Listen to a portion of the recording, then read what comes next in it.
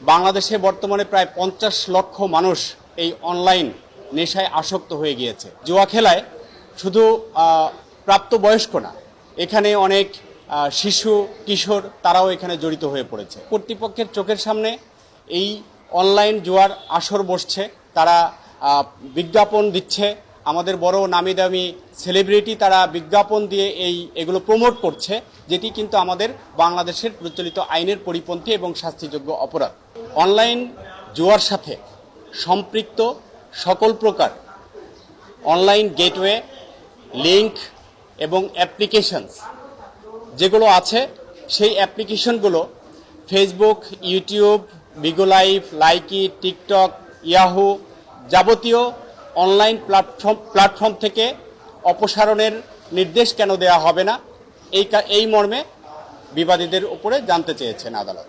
বাংলাদেশে অনলাইন জুয়ার ভয়াবহতা প্রতিরোধে ল অ্যান্ড লাইফ ফাউন্ডেশনের পক্ষ থেকে একটি রিট পিটিশন দায়ের করা হয়েছে। সেই রিটের প্রাথমিক শুনানি নিয়ে আজকে আদেশ দিয়েছেন মাননীয় আদালত।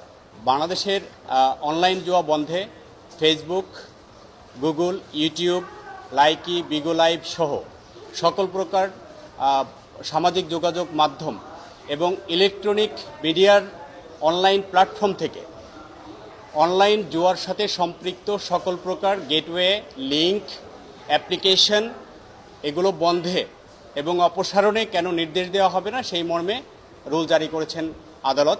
একই সাথে অনলাইন জুয়ার প্রচারণা, প্রকাশ এবং এই অনলাইন জুয়ার সাথে আর্থিক লেনদেনে সম্পৃক্ত যারা আছেন তাদেরকে তদন্তপূর্বক চিহ্নিত করে তাদের বিরুদ্ধে কী কী ধরনের আইনগত ব্যবস্থা গ্রহণ করা হয়েছে সেই বিষয়ে আগামী 30 দিনের মধ্যে হলফনামা আকারে কোর্টে দাখিল করার নির্দেশনা দিয়েছেন আদালত।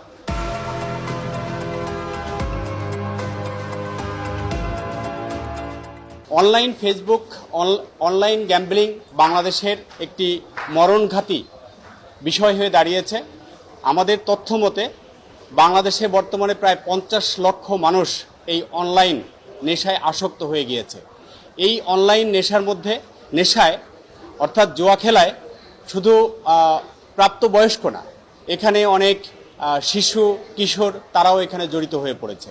অনেকে নিঃস্ব হয়ে, অনেক টাকা পয়সা হারিয়ে ক্ষতিগ্রস্ত হয়ে অনেকেই এখানে নিজেদেরকে আত্মাহুতির পথ বেছে নিচ্ছে। এই বিষয়গুলো যে ভয়াবহতা সেটি উল্লেখ করেই আমরা এই আবেদন করেছিলাম।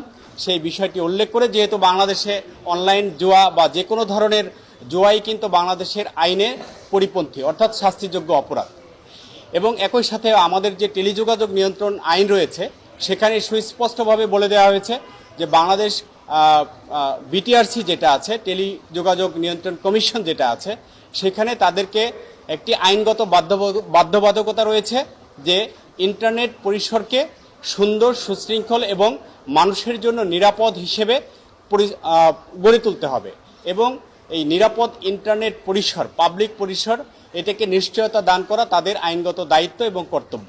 কিন্তু দীর্ঘদিন যাবৎ তাদের চোখের সামনে, এইসব কর্তৃপক্ষের চোখের সামনে এই অনলাইন জুয়ার আসর বসছে, তারা বিজ্ঞাপন দিচ্ছে, আমাদের বড় নামি দামি সেলিব্রিটি তারা বিজ্ঞাপন দিয়ে এগুলো প্রমোট করছে, যেটি কিন্তু আমাদের বাংলাদেশের প্রচলিত আইনের পরিপন্থী এবং শাস্তিযোগ্য অপরাধ। যেহেতু তারা এখানে কার্যকর কোনো ব্যবস্থা গ্রহণ করেনি, জনস্বার্থে ল অ্যান্ড লাইফ ফাউন্ডেশনের পক্ষে এই আবেদনটি করা হয়েছিল, তার ভিত্তিতে আদালত এই আদেশটি দিয়েছেন।